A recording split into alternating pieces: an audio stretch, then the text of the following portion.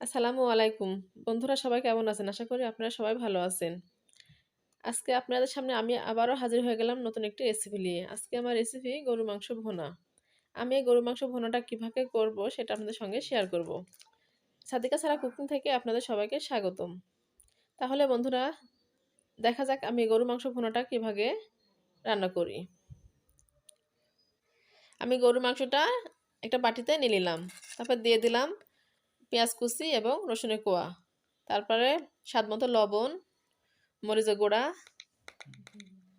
হলুদ গুঁড়া, ধনিয়া গুঁড়া, আদা জিরা পেস্ট। তার সঙ্গে দিয়ে দেবো 2টা তেজপাতা, এলাচ আর দারচিনি। দিয়ে দেবো সরিষার তেল। আমি সরিষার তেল দিয়ে রান্নাটা করব। দিয়ে আমি ভালোভাবে হাত দিয়ে মাখিয়ে নেব।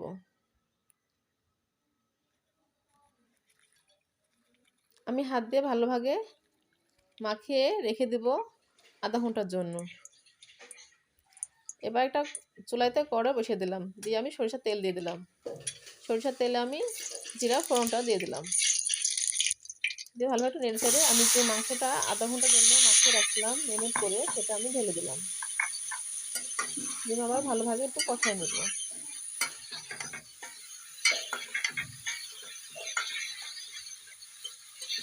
ঠিক কিছুক্ষণ এভাবে মাংসটা আমি ভালোভাবে নেড়ে চেড়ে কষায় নিলাম। দেখেন মাংসের আমার তেলটা উঠে গেছে। মাংস কষানো হয়ে গেলে আমি দিয়ে দিলাম আমি যে বাটিতে মাংস মেরিনেট রাখছিলাম সেটা ধুয়ে আমি পানি দিয়ে দিলাম। আবারও কিছুক্ষণ মাংসটা কষানোর জন্য আমি ভালোভাবে মাংস আবারও ভালোভাবে কষায় নেব। আমি এবার ঢাকনা দিয়ে ঢেকে দিলাম। আমার মাংসটা কষানো হয়ে গেছে। মাঝে আমি একবার ঢাকনা উঠা ভালোভাবে নেড়ে ছেড়ে দিয়েছিলাম। এবার দিয়ে দিলাম কাঁচামরিচ এবং জিরা গুঁড়া।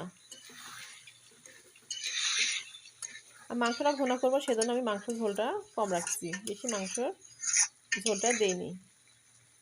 দেখেন মাংসটা প্রায় হয়ে আসছে আর মাংসটা শেষ। এবার পরিবেশন করলাম। পরিবেশন করা হয়ে গেছে। দেখেন মাংসটা কতটা সুন্দর হয়েছে। ঠিক আপনারা এভাবে রান্না করে খেয়ে দেখবেন। গরুর মাংস ভুনাটা অনেক টেস্ট, অনেক মজা হয় খেতে। আপনারা যারা নতুন তাদের বলছি আপনারা এভাবে রান্না করে খেয়ে দেখবেন। এই রান্নাটা করা অনেক সহজ। তাহলে বন্ধুরা আমার এই রেসিপি যদি আপনাদের ভালো লাগে তাহলে বেশি বেশি করে লাইক, কমেন্ট, শেয়ার এবং সাবস্ক্রাইব করবেন। সবাইকে ধন্যবাদ। আল্লাহ হাফেজ।